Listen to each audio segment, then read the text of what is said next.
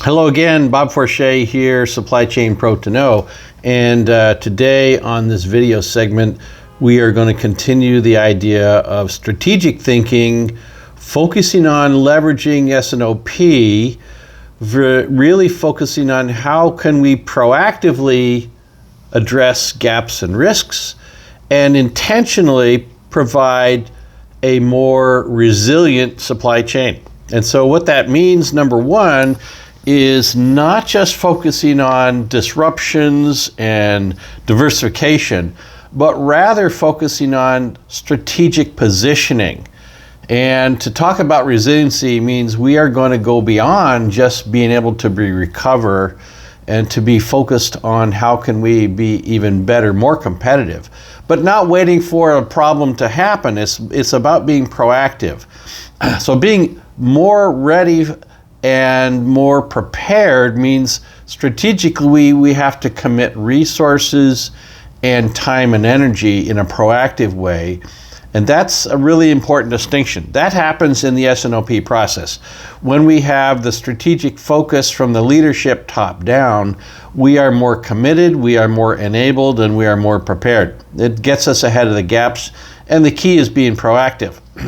One of the elements about being more resilient is that we want to position our supply chain to have options, but to be focused at the same time. And so a concept that's relatively new for a lot of people is to approach this using a plan to be a shaper of disruption, not just a responder to disruption.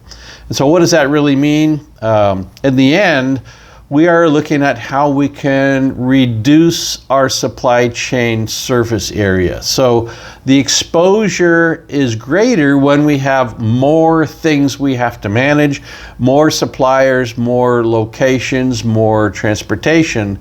There's an opportunity to look at ways to consolidate.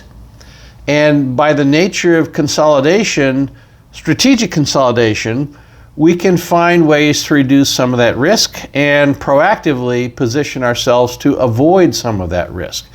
If we are only coming at this as a responder, we are focusing on how do we recover quickly. And so we're not really thinking strategically about how could we approach this from a better proactive position.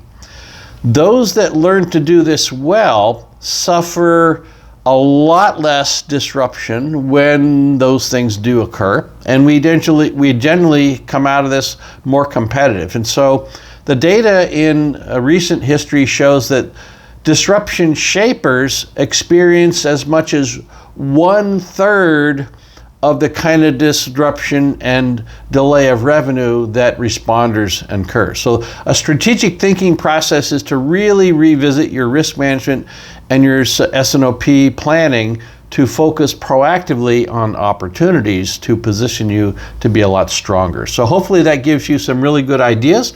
And again, drop me a note if you have any questions. Check out my LinkedIn, and thanks for watching.